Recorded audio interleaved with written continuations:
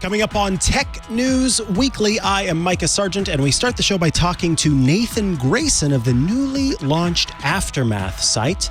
Nathan joins us to talk about the game industry and how consolidation and unionization is having an impact on everything. And I'm Jason Howell. I've got on my wrist the Google Pixel Watch 2. I do a full review in today's episode. Oh, yeah. We also talk about Humane's AI Pin. Yes, the company has finally launched its AI Pin. It's only $700 and doesn't have a screen. No big deal, but you can cast it onto your hand. That's true. So at least there's that. And then Stephen Shankland from CNET actually, was at OpenAI's Dev Day conference earlier this week, has all the latest on their big announcement of GPTs and so much more coming up next on Tech News Weekly. Podcasts you love. From people you trust. This is Twit.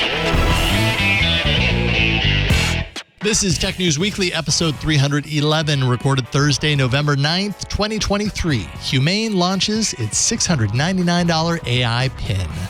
This episode of Tech News Weekly is brought to you by Discourse, the online home for your community. Discourse makes it easy to have meaningful conversations and collaborate anytime, anywhere. Visit discourse.org/twit to get 1 month free on all self-serve plans. And by our friends, IT Pro TV, now ACI Learning. IT skills are outdated in about 18 months. Launch or advance your career today with quality, affordable, entertaining training. Individuals actually use code TWIT30 for 30% off a standard or premium individual IT Pro membership at go.acilearning.com/twit. Hello and welcome to Tech News Weekly, the show where every week we talk to and about the people making and breaking the tech news. I am one of your hosts, Mikah Sargent. And I'm the other guy. Sorry, I'm waving like this just to kind of like give you a little hint. I'm Jason Howell, and I've got something about this little Pixel Watch 2 coming up here in a little bit. That was meant to be organic, but it ended up being really awkward. Sorry. Well, we will get to that a little bit later in the show. But we're kicking things off talking about the video game industry. It's been an interesting year in the video game industry. Joining us today to talk about kind of where things stand and how things are going is Nathan Grayson of the recently launched Aftermath. Very excited to have you here with us. Welcome. Hi, how's it going? It's going well. So let's dig right into this. So, in the piece, you begin by kind of discussing the merger between Microsoft and Activision Blizzard. That's kind of been a big headline this year and an ongoing headline. How did this this merger unexpectedly lead to optimism among developers, including those at Blizzard Albany and ZeniMax, that a merger could actually mean good things? It seems to be it's often the other way around. Right. Yeah. So in this particular case, there are already a couple sort of unionized game development studios under what is now Microsoft. A little while ago, both Blizzard Albany and ZeniMax, both unionized to a degree and have been, bargaining ever since. And so then what happened is, as part of the merger, Microsoft agreed to what they call a neutrality deal around unionization. And so the idea there is that basically where other companies might, be expressive in the way that they sort of regard unions, or, for example, be coercive, pull people into meetings and things like that to basically say, like, actually, unions are bad. You shouldn't join them. Microsoft has basically agreed with the CWA, which is a larger union, that they will not do anything like that. And so this potentially opens the door for somewhere in the neighborhood of 10,000 employees to, unionize at various stages and in various ways. Yeah. So speaking of that commitment, that kind of stands out. I'm hoping you can kind of talk a little bit more about that and maybe talk about, is it rare for a company to make a commitment like this in regard to unionization efforts, or is this kind of a common practice that takes place because, we can compare it to other companies out there who maybe have been in the news for certain union busting concepts. Mm-hmm. Yeah. In the video game industry, it is absolutely the first of its kind. Nothing like this has ever happened at a major company. And, unionization in the games industry in general is still a fairly new thing, especially at major studios like Microsoft or like Activision Blizzard, companies like Microsoft, things like that. It only really started to become a major thing in the past handful of years. But yeah, so Microsoft doing this could potentially set a precedent that other companies might follow. And then at that point, the entire industry could look more like, at least with regards to unionization, more like Hollywood or something like that, where many, many people working in it are unionized. And, for example, a strike can basically shut down the whole thing. At the moment, that is not the case, but it could become that way. Okay. And could you tell us whenever a company agrees, or in this case, whenever Microsoft specifically has agreed to neutrality in the context of unionization, what are the specifics of that? What does that actually look like?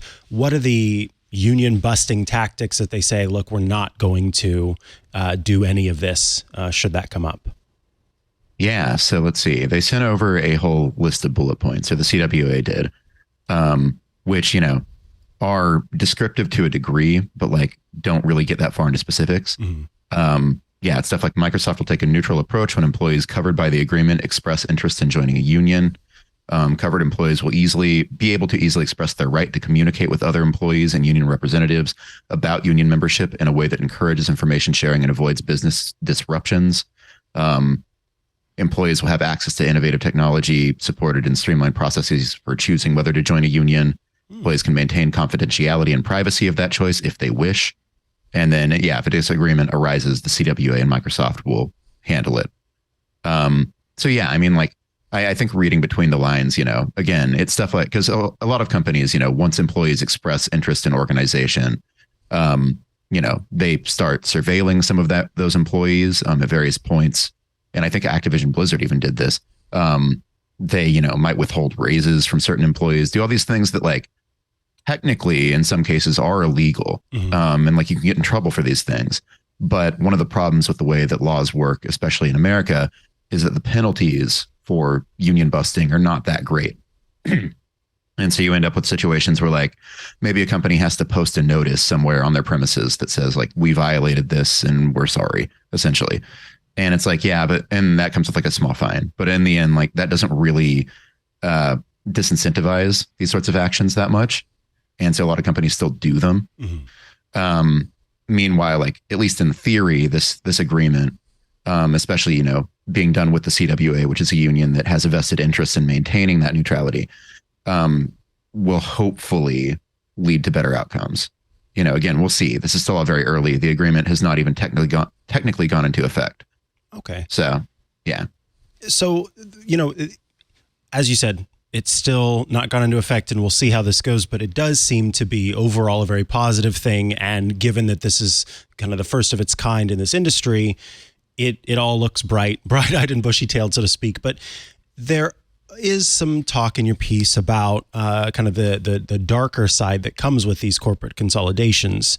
Can you talk a little bit about the negative impacts that this could have, that did have, the impact that it had on the video game industry, and how that may have affected companies like Embracer Group and Epic? Yeah. So, I mean, for as much as there's a positive outcome or a potential positive outcome to this Microsoft Activision Blizzard buyout, this has also been a year where just like it has become extremely apparent the many potential pitfalls of consolidation in the games industry. So multiple companies that have acquired many other companies this year have had, mass layoffs, specifically Embracer, which is a holding group that bought up a bunch of different video game companies and properties over the past handful of years. They were not able to secure the funding that they needed to sort of maintain that operation. They had a $2 billion deal fall through. And after that, they have just been, for the past few months, like every month heralds a new round of layoffs from their various companies, which is, an immense human toll. Studios don't just bounce back from that. And similarly, in September, Epic, which is one of the biggest video game companies out there, they created Fortnite, games like that. They laid off almost 900 employees, which is a massive workforce reduction across many different studios. They also sold off Bandcamp and laid off a lot of people from that. And so again, when these bigger companies absorb smaller companies and studios, you end up in this situation where layoffs could follow. The general shape and structure of the company could change. The people who are running the show could change. The core identity of a lot of these places can be lost in all of that. And I think especially in the games industry, what we've seen is like that is more often than not a matter of if, or a matter of when and not if. Like it simply happens. It's a matter of time. Yeah, and you spoke to some of the game workers on, what potential unionization can have, how it can affect change within the industry. Can you tell us kind of a little bit about how workers specifically are feeling about this unionization and the deal between Microsoft and the CWA? Overall positive, fear, kind of where do they stand? Yes. I mean, I think the central tension in anything like this is that workers look at consolidation and they're like, yeah, that could be bad for me down the line. That could mean, loss of a job or, being put on a project I don't really care about or any number of other things. But at the same time, workers look at this happening in the games industry and it's like, well, realistically, as one person, what could I even do? Like a single worker cannot stop a company from making these decisions. And so the thought is, well, if workers organize, if they create unions, then at least they can have more of a seat at the table. Again, they may not be able to stop mergers and acquisitions, but they can protect themselves. They can ensure that the union is, arguing in their favor, is if people get laid off, making sure that people get good severance, or, instead of laid off, they just get moved to another part of the company. They maintain employment, hopefully. All of these things that unions are capable of doing. And then, if they build power over time, then they can actually have more input into this decision making. They can, do things like call strikes, which can be extremely impactful, as we've seen this year, from, the actors and writers in Hollywood, the United Auto Workers, the U.S. Parcel Service. I mean, this has been a huge year for union victories. So the games industry is obviously a place where there could stand to be more of that. And I think there will be. Yeah, that kind of was my last question for you is going forward, do you foresee more of this happening, that this kind of is the big goal that now maybe smaller games industry workers are going, okay, if it can happen there, we can do that too. And I guess overall, what impact do you think that will have on the game industry as a whole, particularly for anyone who might be concerned about how consolidation, of course, can lead to layoffs, but unionization leading to better paying, but in some ways, corporations responding to that by trying to raise prices? And what do you think the future of the game industry looks like, both from within and without? Yeah, I mean, that's a good and very complicated question. Indeed. Yes, I don't expect you. It's okay if you get it wrong in the end. It's sort of your crystal ball belief as it stands. All right, so to begin my hour-long PowerPoint presentation. But no, I mean, okay, so I think that there will definitely be more unionization in the games industry. There's already been far more this year across major studios than there ever has been, both in the U.S. and abroad.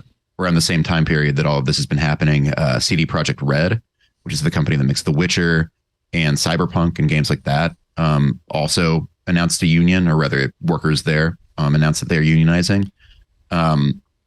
Let's see, there's a lot happening in the UK right now. There are various companies that I'm not going to, I'm sorry, I'm getting over a cold. I'm not going to name because, they're still in the process, but that are basically organizing at the moment. And so I think that we end up with a much more organized industry, but also like a lot of companies are still hostile to it. Microsoft is, an exception right now. Meanwhile, so when Epic laid off a bunch of people at Bandcamp and also sold that company, they laid off the entire bargaining committee. Bandcamp was in the process of unionizing, was bargaining with Epic. And then Epic was like, okay, we're selling this company and getting rid of your bargaining committee and many members of your union. Wow. Epic has said, well, that wasn't intentional, but it's like, how could that statistically, it's really unlikely that you just so happen to have done that. And similarly, Electronic Arts, they basically laid off a contracted QA studio that had recently unionized. So like, companies are still using union busting tactics, and in some ways are being more brazen about it than they have been in previous years. So it's going to be a battle. Like, this is not a thing where it's just going to be a sudden wave of unionization. Though again, with Microsoft setting this precedent, perhaps it will become a little bit easier, and certainly easier within Microsoft. And then as for how that might affect, consumer goods, that remains to be seen. Other industries, you've definitely, seen companies blame unions for like price increases and stuff like that. Like, oh, if the workers want more, then we're going to have to take more from people to pay our executives millions of dollars every year. And so, I wouldn't put it past executives in the games industry. I mean, they're all using similar playbooks, and all these people, like people who are high up at various companies, they talk, they know each other. Video games are very much enmeshed now in the broader media and entertainment landscape. So, you will see tactics from one industry transfer over to the other. I think both on the side of the industry itself and companies, and also on the side of unions, because major unions are getting involved in the games industry. SAG-AFTRA has authorized a video game voice actors strike should it be necessary. IATSE is like doing education stuff for trying to teach video game workers how to unionize should they want to. So, I mean, like, this is all converging right now. And I think in a few years, you're going to see a much more kind of united media landscape. All right. Well, I want to thank you so much for taking some time to join us today and kind of walk us through everything. Of course, folks can head over to aftermath.site to check out your work and the work of your colleagues. Is there anywhere else that our listeners can go to keep up to date with what you are putting out there? Yeah. So on Twitter, I am at VAHN16, a username that I chose when I was a teenager and now regret. And then also just, to stress the kind of importance of this. So Aftermath launched this week. It is fully reader funded. So, I mean, if you have, a few bucks lying around, please subscribe. That is our livelihood. That is the only way that we will be able to keep doing this. And I think in general, media is in journalism is in a precarious place right now. Just today, there were mass layoffs at both Vice and Jezebel, which was entirely shuttered. This is kind of, in my mind, the only way forward for journalism. So please subscribe if you can. We need it. And it's much appreciated. Absolutely. Thank you so much. And yes, I'm sure several of our listeners will be headed over there today. All right. That brings us to the end of this interview. Thank you very much. And that was fascinating, Nathan. Thank you. We've got more coming up. In fact, I've got something on my wrist coming up. It's actually going to stay here, and it's going to be in a couple of minutes. Still just as awkward as it was before. Yeah. I'm just throwing it out there, and I don't know why I keep doing that. Anyways, this episode of Tech News Weekly is brought to you by Discourse, the online home for your community. We love Discourse. We've been using Discourse for years at this point. For over a decade, Discourse has made it their mission to make the internet a better place for online communities. Now, Discourse is open source, and it's trusted by more than 20,000 online communities, including some of the largest companies in the world. By harnessing the power of discussion, real-time chat, and AI, Discourse actually makes it easy to have meaningful conversations and collaborate with your community anytime, anywhere. So if you're ready to create a community, this is one thing I think you really need to take a look at. Visit discourse.org/twit. Use that /twit. You'll get 1 month free on all self-serve plans, whether you're just starting out or maybe you already have a community and you want to take that to the next level. There's a plan for you, just waiting for you to check it out. There's a basic plan for a private invite-only community. There's a standard plan if you want unlimited members and a public presence. And then there's a business plan for active customer support communities. One of the biggest advantages here is creating your own community with Discourse actually allows you to own your own data. So you're always going to have access to all of your conversation history. Discourse will never sell your data to advertisers. That's amazing. Hard to find that these days. Discourse gives you everything you need in one place. Make Discourse the online home for your community. Visit discourse.org/twit /twit. You'll get 1 month free on all self-serve plans. That's discourse.org/twit. Discourse, DISCOURSE, discourse.org/twit. And we thank them for their support of Tech News Weekly. Hopefully the review won't be as awkward as my intros. I've got the Pixel Watch 2 on my wrist, and I have to kind of like preface and say that I've tried wearables many times. And I always have this like interesting experience with them when I'm wearing them. I'm like, oh yeah, this is nice. This is nice. And then when I'm done with the review, I might wear them for a couple of more days and then I fall out of the habit and then I don't go back to them, which has had me time and time again really ask myself, like, what is it about wearables that doesn't like catch me? Yeah. You know, because you wear your Apple Watch every day on a regular basis. And what is the like prime reason why? Well, and I have to say, when the Apple Watch first came out, the first generation, which we call the Series 0, I did not. I would wear it once a week maybe. Yeah. And then the rest of the time I just didn't wear it because I just was not getting use out of it. It wasn't until Apple made some improvements to it that I started using it more often, and they really took it to the being the notifier on your wrist. Now it is just, most importantly, it's that I can get notifications on my wrist so that if my phone is somewhere else, that's fine. I don't have to carry my phone with me as much.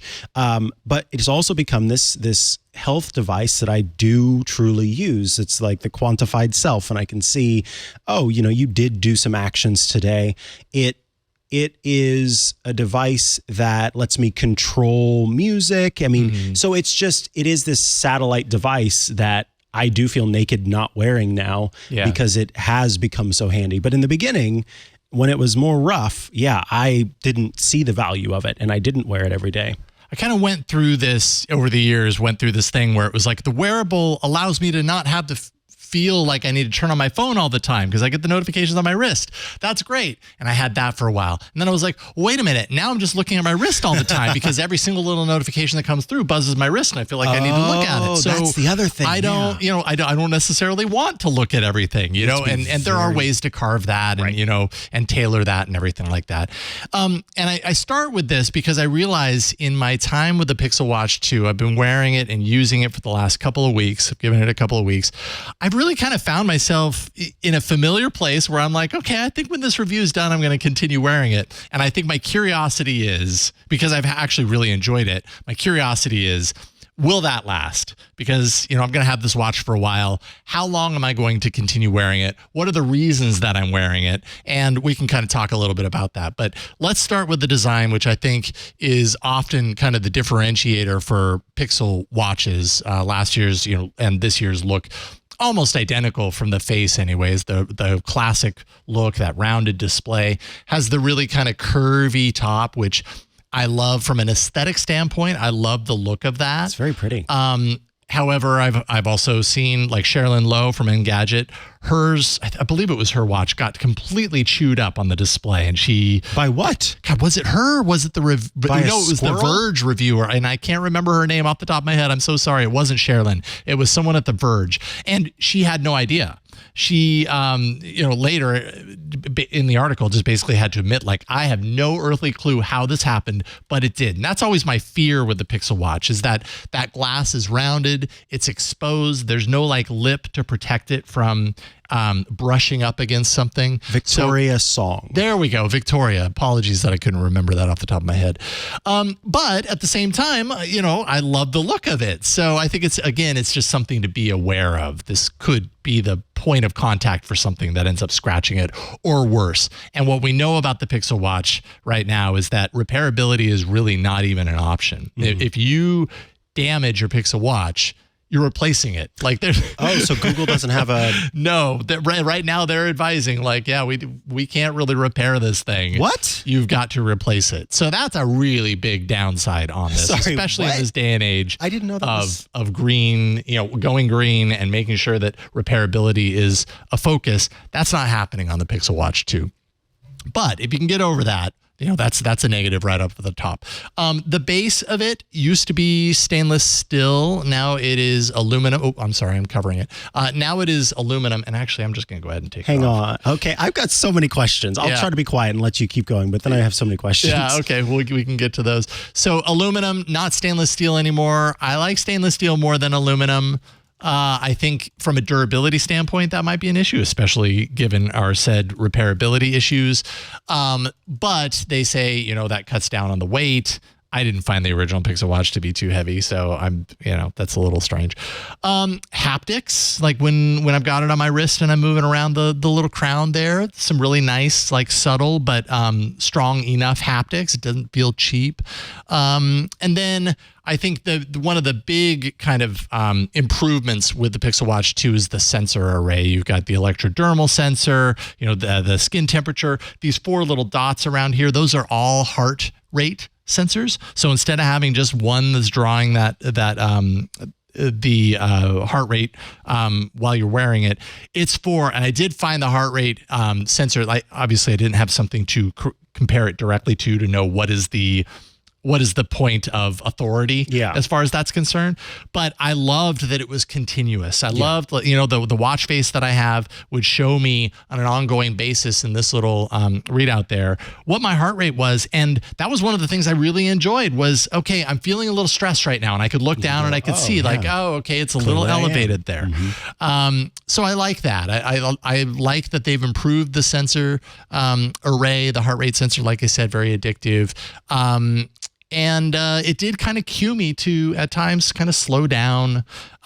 They do have features within here where when it detects an elevated heart rate and it, the electrodermal, which is like your stress detection, those things would work hand in hand. And it would sometimes pop up a message to basically say, hey, you're a little stressed right now. You okay, bro? You have the ability in the app to kind of like log your mood as associated with those events. But it didn't happen all the time. Like I definitely had moments in the last couple of weeks that were very stressful and it didn't capture those. Okay. And you felt it should have, is what you're saying. I totally felt like it should have. So that was a little interesting. Does have sleep tracking, which I am not a fan of wearing a watch overnight in my sleep. I don't know about anybody else, but last night as one example here, let me go ahead and bring down the brightness just a little bit so that it isn't blasting you. So last night, apparently I slept less than I thought I did, 6 hours and 15 minutes. I usually like to shoot for 7. So apparently I laid up in bed at some point. But it breaks down the sleep stats throughout the night. It says I got a fair night of sleep, as you can see up there, which I would say is, as far as how I feel about my sleep last night, I guess that's pretty accurate. I feel like I got a fair night of sleep, but I'm just not going to if I'm not going to wear a watch during the day regularly, I'm really not going to wear it at night. So maybe the sleep training isn't for me. But as you saw there, that was actually the Fitbit app. And this does tie into the Fitbit app. So you get a lot of extra kind of functionality around Fitbit tracking, especially if you have the kind of the Fitbit premium service. It has a nice little summary, on my exercise days. This was Tuesdays. I do Pilates and, it was tracking my heart rate throughout, gave me kind of an average BPM, how many calories burned during that time. All these stats that I know people really, and actually I really do like this, the zone. So that's depending on, where my heart rate is at and how vigorously I'm exercising, it breaks it down into the zone for the heart rate. And obviously with Pilates, it's a very, you don't get in a high zone very often with Pilates, but I did with other exercises. I know that this stuff is really valuable to a lot of people. Is this valuable to you? Not the zone stuff. I don't do biking. So biking is one of the places where zone and heart rate zones is important. Yeah. And then I think certain types of like speed running or mile running, it's either long distance or sprinting. That's where that becomes important. Mm-hmm. I don't do any of that. So no, the heart stuff in general, like the high heart rate or the low heart rate notifications, that stuff. Yes, I've had, because I think I've talked before, like when the way that I found out that I was gluten intolerant was because I ended up in the hospital due to some heart stuff, and they were about to do node ablation surgery. That's what they thought. They thought they needed to like burn my heart to fix it. And then it ended up being that it was just because I wasn't properly absorbing nutrients because of the gluten intolerance and blah, blah, blah. And then it fixed it. But during that period of time, my Apple Watch was this thing that I could look to say, okay, yeah, I've got that high heart rate thing going again. You know, what's going on? Yeah, exactly. And get a basis. And I was actually able to give that to my doctor, and that was helpful to my doctor at the time. So, yeah, I the zone stuff, no, not for me. But I guess if I became a soul cycler or an Orange Theorist. But I mean, using your wearable for fitness in general, is that something that you rely on? That's only in the past about 4 months ago, I started working out regularly. And so I've really picked it up again with the workout stuff. So before that, anytime I would go, on a hike or on a long walk, then I would use it, but I didn't really use it. But yes, in the past 4 months, I've really gotten back into it.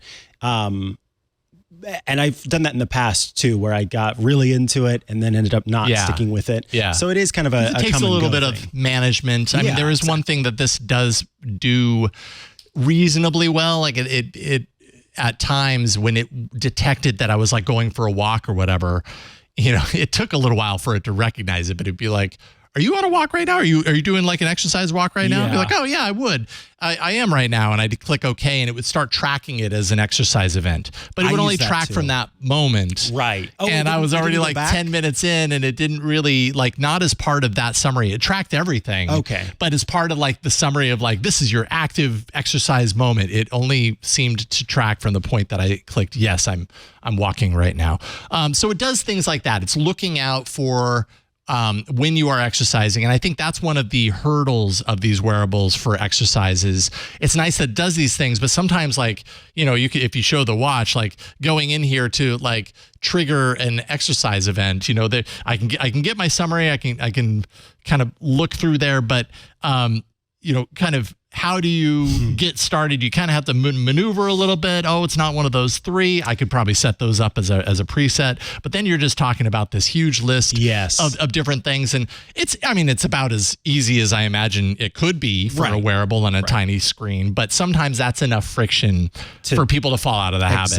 It's like, I just want to start working out, Right, exactly. Yeah. On this watch, the orange button on the side, it's called an action button, and it's just, you can program for whatever. Okay. And I have it set up, but that's because the workout that I'm doing, it's functional strength training, is the same type of workout every time. So it just automatically starts the workout. Yeah. But yeah, if I was, sometimes I'm sprinting, sometimes I'm hiking, sometimes I'm doing Pilates, then that button wouldn't even be enough. And I would say that it's very comparable here as it is there in terms of, you pop into the app, you try to find the workout you want to do.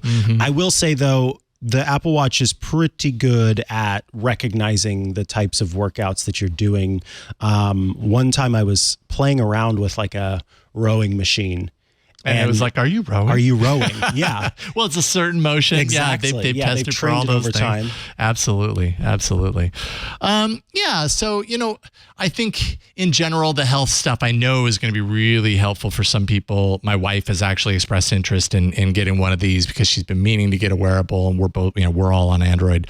And I'm like, well, I think as far as the fitness wearables running Android, like, Google has made some really great improvements, I think, software-wise to this. Initially, I would probably recommend one of Samsung's Galaxy watches, Galaxy Wear watches. I think this is comparable from that feature set perspective. They've really improved with the integration with Fitbit and everything. They've really kind of built out some of the pain points around fitness. Now, which one is this? This is the 6 Classic. Oh, okay. So John Ashley just brought over the Samsung Watch Classic. And yeah, this looks super familiar. Dark. Very dark. A little bit larger. I mean, this also points out another shortcoming, I would say, of the Pixel Watch is that you only got one size. So if you've got a large wrist and you want a larger watch, this is the size that you got. Too bad. Samsung gives you more variability as far as that's concerned. Did you mention the band and how it attaches and detaches? No. I didn't mention it, but it's pretty, let's see here. So, oh yeah, that's right. So there's a little button right there. And I think that it is just Google's watch bands. So this is a proprietary band thing. And that's important to point out. A lot of the wearables, I think that's a feature when you can throw any. Oh, I see. Yeah. Any sort of band on this there. definitely looks like it could probably, well, I don't know.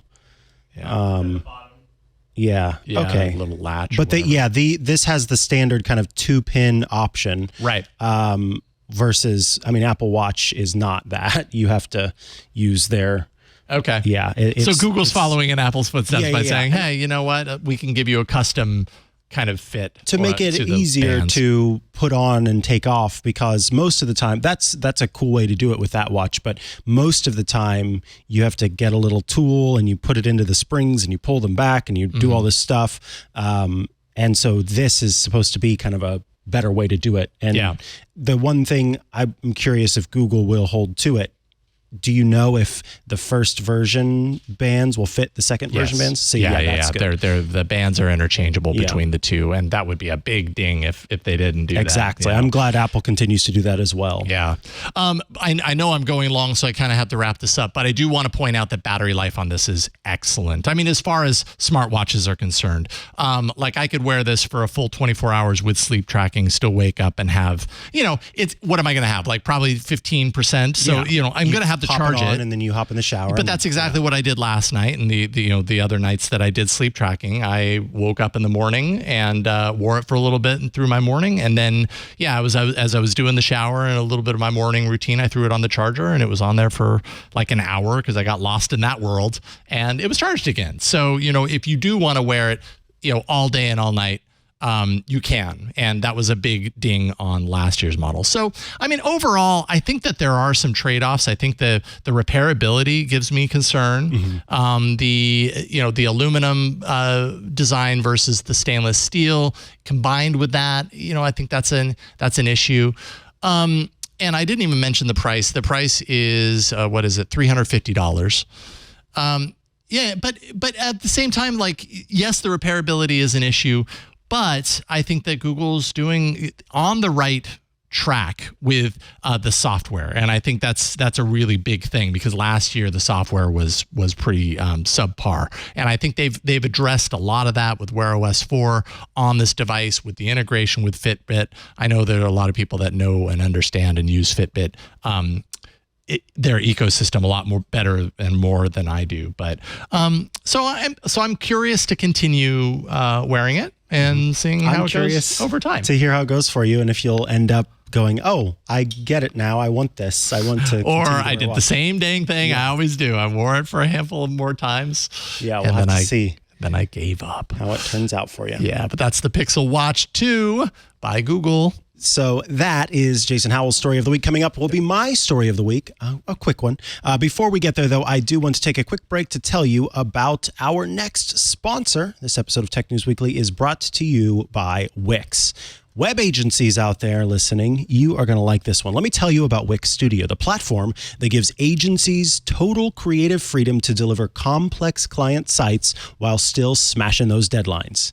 How? Well, first, let's talk about the advanced design capabilities. With Wix Studio, you can build unique layouts with a revolutionary grid experience and watch as elements scale proportionally by default. No-code animations add sparks of delight, while custom CSS gives total design control. But it doesn't stop there. You can bring ambitious client projects to life in any industry with a fully integrated suite of business solutions, from e-com to events, bookings, and more, and extend the capabilities even further with hundreds of APIs and integrations. You know what else? The workflows just make sense. There are the built-in AI tools, the centralized workspace, the on-canvas collaborating, the reuse of assets across sites, and the seamless client handover. And that's not all. You can find out more at wix.com/studio. Alrighty, we are back from the break, and it is time for my story of the week. So earlier this week, The Verge published a piece from David Pierce, actually just yesterday, that was kind of a leak of Humane's AI Pin. The company has since announced the AI Pin, so we'll kind of talk about it now that it's out. You may have heard about Humane's AI Pin without realizing that that's what it was. You may have seen video of a person holding their hand out with a green laser projecting some text onto their hand, the palm of their hand. This was the Humane AI Pin. It's this little device that you pin to your shirt, and it has a built-in camera, a built-in projector, a little touchpad, and a microphone and a speaker. And what this device does is it's trying to be a smartphone without a smartphone screen, okay? It comes in at $699. And it has a square device that is kind of the main part, and then a battery pack that you can magnetically attach to whatever you want to attach it to. And then after you pay the $700 for the device itself, you pay $24 a month for the Humane subscription. What this gives you is access to a phone number and data coverage through T-Mobile's network. Excuse me. It's supposed to start shipping in early 2024, so in the coming year, and you can pre-order it starting November 16th. So let's talk about it itself. What is it supposed to do? You can think of this as an interface to access OpenAI / Microsoft's AI tools. If you think about right now, I can take out my smartphone and I can open the ChatGPT app, and then from there I can type things in, or I can have a conversation with the chat bot. But what OpenAI aims to do is kind of get rid of all of that interface cruft and all of that interaction and just let you talk to your AI. They are plugging into several different AI tools, and they are giving you access to GPT-4 as it stands through its operating system called Cosmos. Now, Cosmos is on top of being able to give you access to AI so that you can use it kind of like a search engine. It has a speaker, as I mentioned, built in, but it also has Bluetooth connectivity, so you could have a little earphone in your ear that's kind of talking to you. It has some features like a catch me up feature that will kind of give you a summary of your email inbox. If you hold up food to the camera, it'll give you nutritional information. If you hold up a menu or something that is written in a different language, it will give you real-time translation. It's also supposed to be able to do real-time translation between you and another person. And then it also does voice-based messaging, so you can send text messages to other people and take calls on the device. What is unclear is if there's anything more to it than that. The big thing is a way to get in touch with the chatbot, right? It's a way to access these AI tools without needing a bunch of stuff in the way. And that $24 a month subscription covers your access to those tools. And as those tools improve, as we see OpenAI and Microsoft improve upon those tools, then you can imagine that something like this, that is an interface to access that without anything else in the way, could become more valuable. There are also the privacy concerns. People, wonder about the little camera that's on it. It is not a device that's constantly recording. You have to activate it by interacting with it in some way. So there were early beliefs that it was going to be one of these that constantly recorded stuff and then transcribed your day. It's not like that at all. And so, yes, you have to interact with it to get it to activate. And then it also will have this privacy light that flashes if it's ever recording things, so that people can feel more comfortable around it. But yeah, again, the main thing is just the idea that you can talk to the chatbot, whatever service it happens to be, and get feedback back. So I guess if you're out and about and suddenly you have a thought in your head of, why is it that pelicans, have such deep lower beaks is what came to mind. Man, that comes up for me all the time. Right. You know, I'm really glad when I'm not alone. I was trying to think of the pink bird and it's not coming to me that eats. Yeah, flamingo. What I was going to go with was, why is it that flamingos are pink? Which some of us know is because they eat the shrimp that has the pigment that then gets into their feathers, and that's what makes it pink. But if you didn't know that, then the AI could tell you that. But I couldn't think of the word flamingo, so I had to go to whatever it was. Anyway, yeah, I don't know. I'm curious. $6.99 seems like a pretty expensive price. It's a pricey for thing, something that is kind of just a piece of plastic with a camera on it. But at the same time, that is kind of what many of our devices are, right? Yeah. I don't know if I find this compelling yet, but it will be interesting to see the reviews when it's out. I am curious to hear how people end up using this, what people think. There is perhaps something compelling about having no blocks between me and whatever AI system they're using. And my problem with it is always the same, which is that we know that these systems can tell you inaccurate things, that they don't lie because it's not capable of lying. It is capable of providing an answer that is false. Providing incorrect information. Yes. Yeah. And confidently. Confidently. Exactly. And so if that's the case, I would never really trust it. You know what I mean? I would have to always verify later. So then why not just do that search myself? Yeah. So that's kind of my big issue with it. If what it ends up doing is being this thing where I can go schedule a meeting later this week with Sandy, and it knows who Sandy is, and it knows that it needs to then look at my calendar and see what times are available. And then it also knows that even though I didn't put it in my calendar on Thursdays, I always end up getting a knock on my door from my neighbor who wants to have an hour-long conversation. And so then it knows, oh, I've got to schedule it later in the day. And you know what I mean? If it can do all of that stuff, that's where it's compelling. And do we even trust it to do all that stuff well? Right. You know, like depending on our job, setting that item in my calendar for that meeting on Thursday could be incredibly important. Yes. And if it doesn't do I feel the need then to go back and verify that it actually did it? So then is it saving you any time? What it reminds me of in some way is, God, was it I think Amazon had something where you could use your voice to order items in the early days of the Google Assistant or the Alexa, and maybe it still does this because I never had the Echo, but where you could use your voice to order an item, and it didn't actually send the order through. You still had to kind of verify and go back, and it's like, okay, I understand why that is, because I don't want to pay for something that I didn't actually intend to buy. But the real benefit, the real utility would be,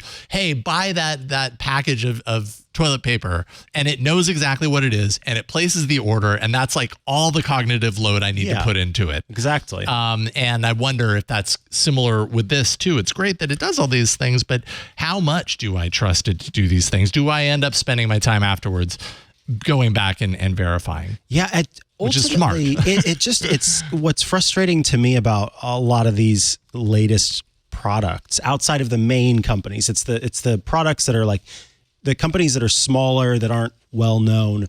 They just feel like they're beta testing with their customers.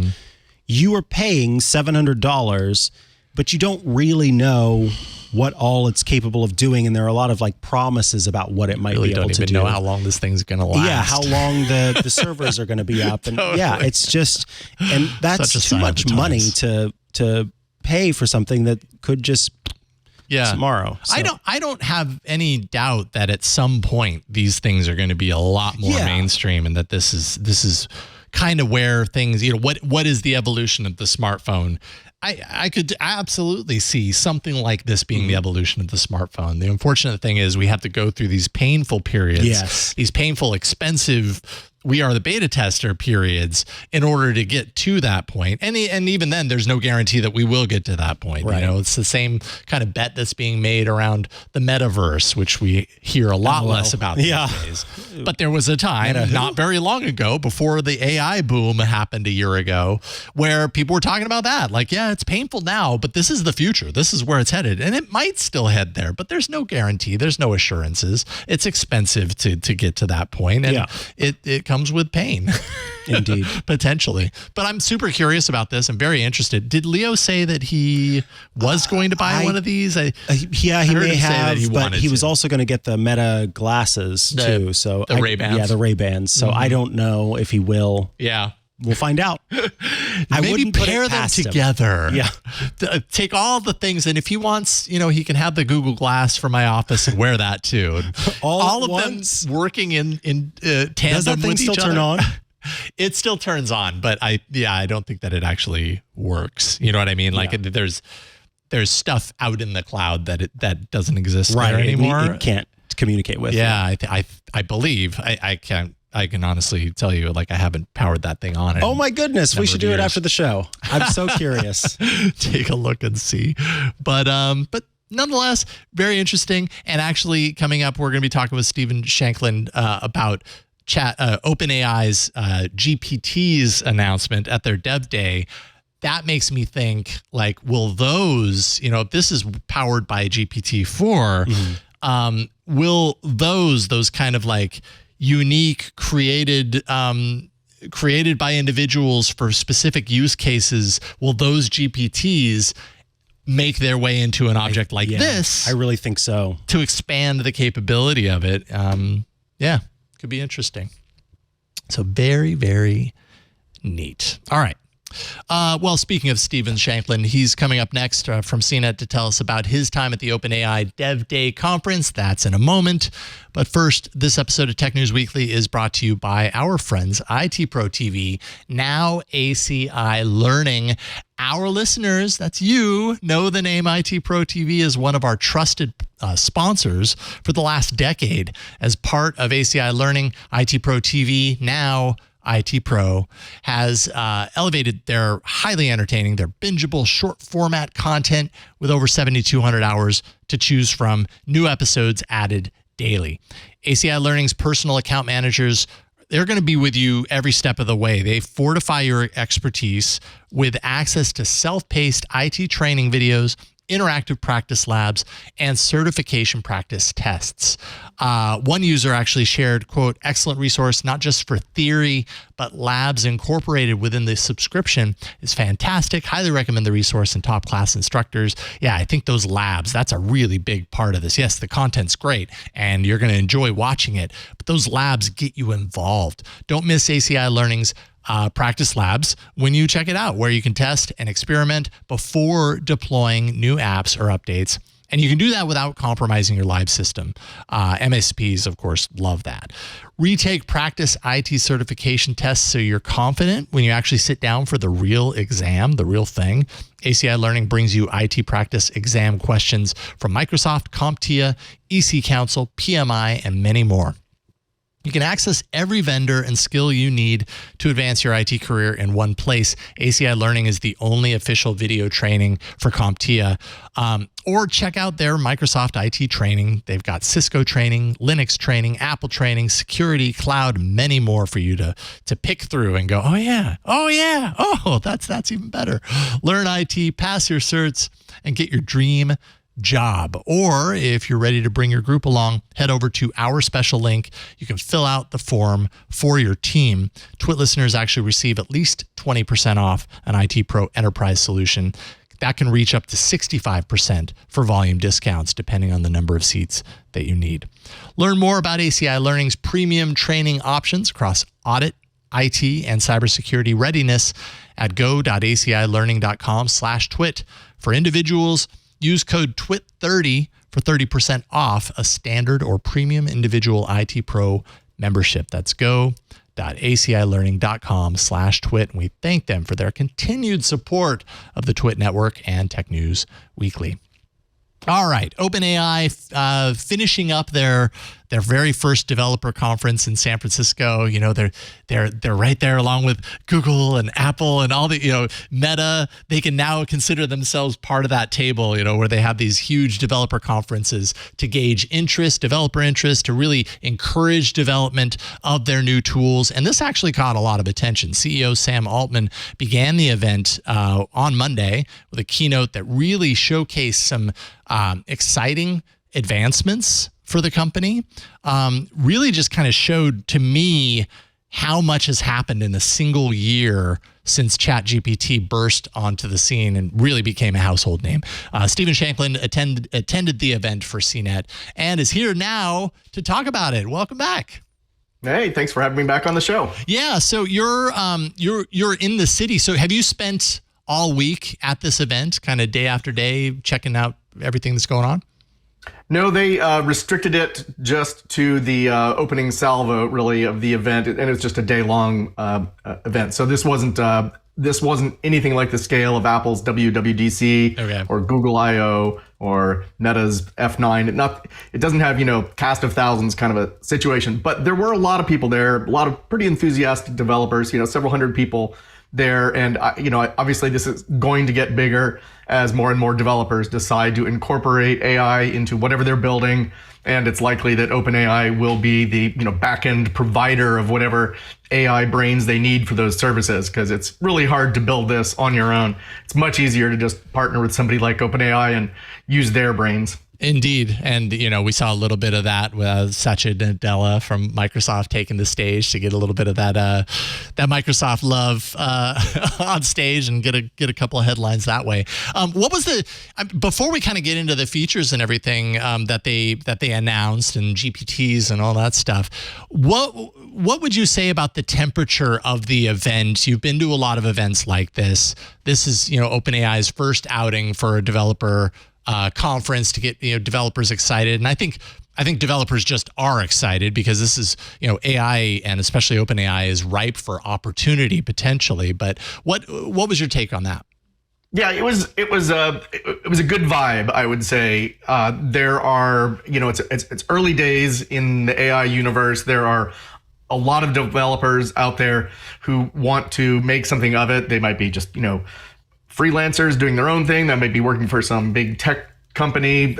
They could be working for some Fortune 500 company. There were a lot of different people from a lot of different areas, and it was a good vibe. I don't think anybody was, you know, a true believer like you see at Apple events or something. There's a lot more of this attitude that OpenAI has a lot to prove still, but I think people were going into it pretty optimistically, looking at this as, you know, potentially a very interesting development and an interesting platform to build their tools on top of. So I think the vibe was good, but it's still untested. Yeah, totally. Still have a lot to prove. And you led. You wrote about this event, of course, and you kind of referred to this as OpenAI seeking its iPhone moment, which I think is very, like, I think that says a lot because, you know, in the realm of smartphones and where we are right now and how ubiquitous smartphone technology is these days, the iPhone announcement many years ago, I mean, that was a huge sea wave. That was a huge sea change. That's the word I'm looking for, of attitude of what computing is versus where it's going. And I don't know. Are we, in your opinion, before we get to these features, which I promise we will get to, are we looking at something comparable based on kind of what the last year has shown us, and based on just the massive amount of I guess development that OpenAI has seen in the last year? Yeah, that's hard to predict. I think that it could be really big. I've seen a lot of new trends come. You're kind of dissing the metaverse a few minutes ago, and I've seen some new things arrive that I was kind of skeptical about, or I thought would be, you know, useful, but maybe not revolutionary, like Apple Watch or something like that. Nice to have, but not need to have. I think OpenAI is going to be bigger than Apple Watch, but not as big as phones. So we'll see, or AI in general, I should say. OpenAI is just one of many companies working on it. It's arguably the leading one. I think they have a lot of developer interest and they're ahead of the curve in that way compared to a lot of their rivals. But I don't think we can predict yet whether this is going to be, you know, massive new platform for everything you do, or kind of a point thing where it's useful in this pocket of your life and this pocket of your life. It's still not clear to me yet whether it's going to be as pervasive as something like a phone, but it's clear to me that it's going to be, pretty important technologically. Yeah. All right. So let's talk about some of the stuff here. And I think the most buzzworthy was GPTs. Not entirely convinced on the name, to be honest. I find it's kind of confusing because we already have kind of an idea of GPT and the GPTs, and like it's hard to know that you're actually talking about something different or in the family. It's like, are you just talking about many chat GPTs, which I guess at the end of the day you kind of are. So I find it a little confusing, but tell us a little bit about what GPTs are. What do they enable that we didn't have before in the past year? Sure. So first of all, I agree with your concerns about the name GPTs. It was, I don't know if they're trying to stamp their brand on this new exciting idea, or if they just didn't want to just call them apps, which is what I probably would have done. In fact, what I did in my coverage of it, I think of them as apps. I think it's much easier to consider them as apps, and the way they package them and launch them, they feel very app-like. So what you have right now when you go to Chat GPT is you have this does everything service, right? It's incredibly versatile, incredibly broad. What GPTs are smaller packaged versions of something you can do with GPT. So if you want it to, you can go to their website and you can build a sort of a mini version of some tool that's based on GPT. So it's based on the broad thing, but it does something specific. And they gave a couple of examples. So for example, Sam Altman, the CEO, gave this example of a little tool that would give startups advice, and it was based on his own videos that he has given about, here is advice to startups. So one of the really interesting things about these GPTs is that you can, give it some basic instructions, and then you can load in some of your own specific data that will shape its answers or its direction or its utility. And then it will then provide some kind of output or take some kind of action, like it will produce images, it will search the web, or it will give some textual information. So it packages up this very broad GPT service into something that is focused on a specific task. That could be something you create for yourself. It could be something you create for your company. It could be something you publish for anybody and everybody to use. Interesting. Now, did you get a chance, like as far as the layout of the conference itself, and especially for press, did you have an opportunity to play around with some of these while you were there, get an account and get to mess around with it? How easy are these things to use? And I guess also to program, because I know that's done with your voice. That's pretty awesome. It is not hard to program in these. There's no coding involved. Let's put it that way. So OpenAI provides a little walkthrough. You go to their build system for this tool, you create one, and it asks you some questions. It kind of prompts you to go through the system, prompts you for what you want it to do. It suggests a name for the tool. It asks you to upload some files, and it sort of builds it as you add this information, and then you can use it and test it.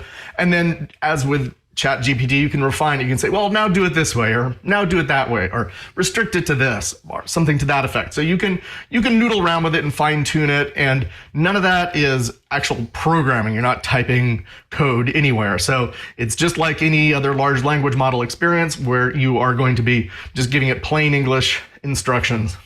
Yeah. Okay. One of the things that kind of popped up for me when I was Jeff Jarvis and I were doing live coverage for Twit when the announcement was happening, is I wondered about the depth of information that you can get out of this. Because sometimes when I use some of these large language models, the information I get, like, okay, there's the accuracy aspect of it, of course. Can I trust what I'm reading here?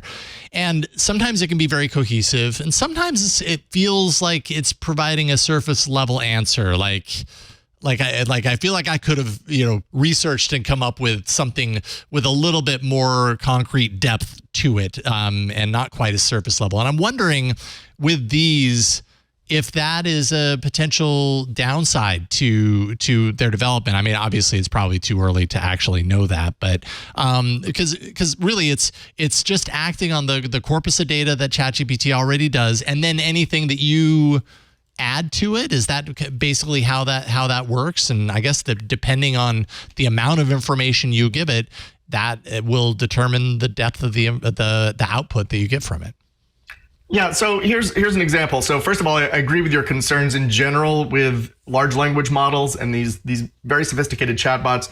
In some ways, they're just amazingly powerful and they just blow my mind. And then other times, they seem kind of primitive and lame compared to an actual human or an actual expert who knows about a particular field. I always look at it as these generative AI systems produce stuff that's plausible but not necessarily true. That's a difficult situation if you're trying to use it for producing factual information.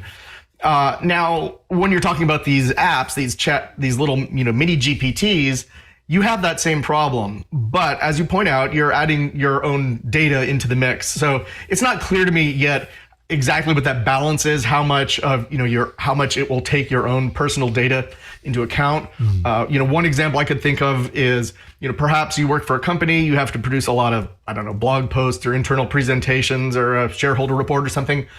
You want lots of graphics that adhere to a particular style. Well, you could upload a number of graphics in that particular style, and then you could get it to generate new things, a sailboat, a telephone pole, whatever that follows that style, and it would output graphics that look that sort of match that style. There, things like that where be difficult to do without adding your own data into the mix. So how well it works overall for every possible task under the sun very much remains to be seen. But I do think that a lot of people will be interested in kind of restricting the scope of ChatGPT to something bounded, to something specific, because sometimes we want to do the same thing over and over again. So this could be a situation where it would be useful to use it as sort of a tool that does the same thing you need to get it to do that all the time. Produce a script for customer service people or something. There are a lot of situations where you might be able to you might want to do the same thing over and over again, but with some variations or customizations.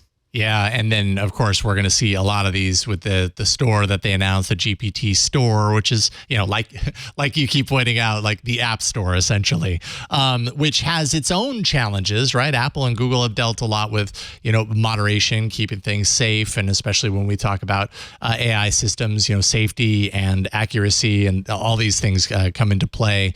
Did they talk at all about how they plan on keeping the App Store kind of clean, essentially, to keep it something that people can feel like they can upload their creations, but people that want to download them know that they're downloading something that they can actually trust? So I will say that they clearly have thought about this, but it seemed very preliminary when we were some reporters. We were pressing Sam Altman and some other folks about some of these details after the presentation, and it was clear they'd thought about it, but they didn't have exact concrete answers on some of these details, like pricing, how people will get paid for these apps, some vague revenue share, maybe some subscription options later.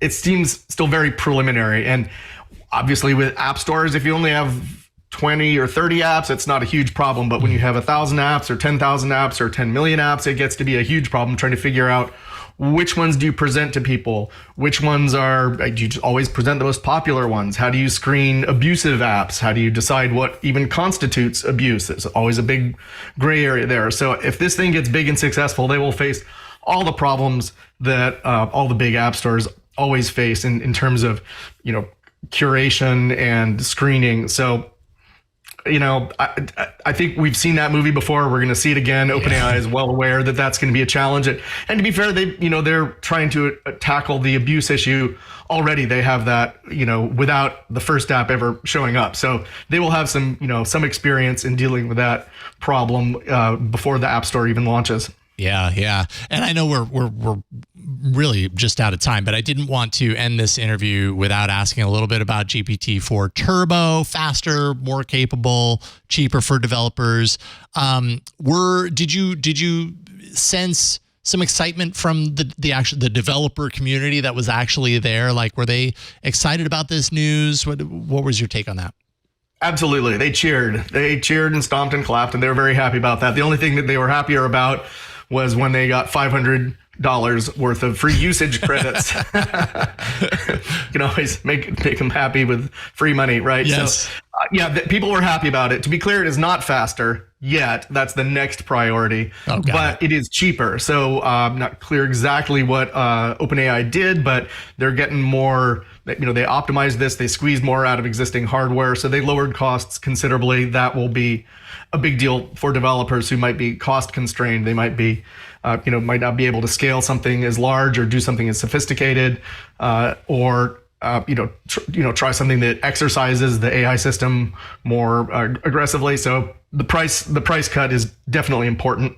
Some of the other tools are very handy. I thought the Copyright Shield was potentially interesting. That's a service where if you're an enterprise customer, basically OpenAI will pay your legal bills if somebody sues you alleging copyright infringement in some way. And that's a hot issue in a lot of the in a lot of AI generative AI circles. So some new voices that are plausibly human sounding. There's some Yeah, it sounded really good.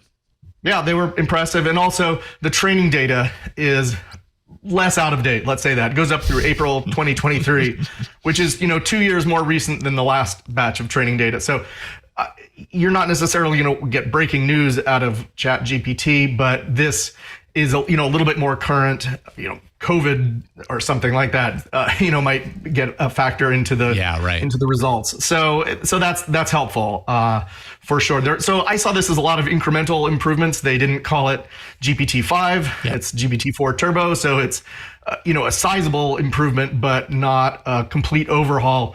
There isn't a whole new assessment of the security risks or the features or possibilities. So this is basically a refinement of what we already have with GPT-4. Yeah, excellent. Well, Stephen, thank you for going to the conference and then coming here and telling us all about it. And of course, writing about it for CNET, cnet.com, Stephen Shankland.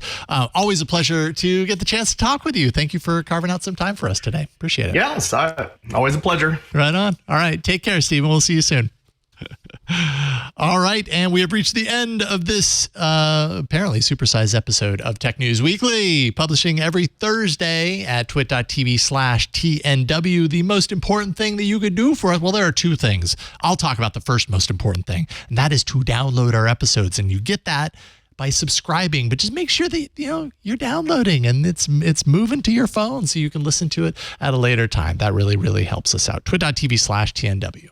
Yes, and the other thing, that second thing, is by joining Club Twit at twit.tv/Club Twit. If you would like to get all of our shows ad-free, including this very show here, then you should consider joining the club. Starting at $7 a month or $84 a year, you will gain access to every single Twit show with no ads. You'll also get access to the members-only Twit Plus bonus feed that has extra content you won't find anywhere else. Behind the scenes, before the show, after the show, special Club Twit events all get published there, and access to the members-only Discord server. That is going to be the place you can go to chat with your fellow Club Twit members and also those of us here at Twit. We've got a television screen with you all in chat right in front of us so we can see you and chat with you. Again, that's $7 a month, $84 a year. I said starting at $7 a month, not because it's a tiered subscription, but because some folks said we'd like to give you more than $7 a month, so you have that ability to do so. On top of all of that, you also get some special Club Twit exclusive shows. The Untitled Linux Show, Hands on Windows, which is a short format show from Paul Thurrott that covers Windows tips and tricks. Hands on Mac, which is a short format show from Mikah Sargent, that's me, that covers Apple tips and tricks. And Home Theater Geeks from Scott Wilkinson, which is a show with interviews, reviews, questions answered, all about the home theater, and AI Inside from Jason Howell. That's all about artificial intelligence, this thing that we all are talking about pretty regularly. All of that's available at twit.tv/Club Twit. And for those of you who are club members, please hop into the club and check out the thread in the Discord that is for the book club. You can vote on the next title for the next book club. You simply go to Club Events Twit Plus channel to check that out. I think it's probably pinned somewhere, so those of you who are in the club will be able to find it. But yeah, vote for the next book, and you can decide what they'll be reading next.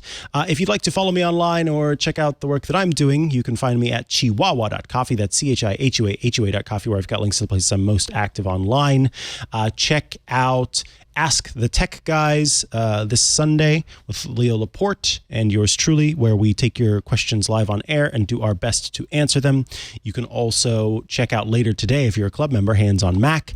And of course, on Tuesdays, you can check out iOS Today with Rosemary Orchard and me, where we talk about all sorts of wonderful Apple gadgetry. Jason Howell, what about you? Well, the other show that I do for the network is AI Inside, found in Club Twit, twit.tv/Club Twit. So thank you for the support there. Actually, today we have an interview with Emil Torres, who is actually a philosopher and historian, diving into long-termism and its associations oftentimes with artificial intelligence. So that's going to be a really interesting conversation with Emil. But you can find all of the ways to find me online by just going to raygun.fun. Say it out loud because it's fun to say. Raygun.fun.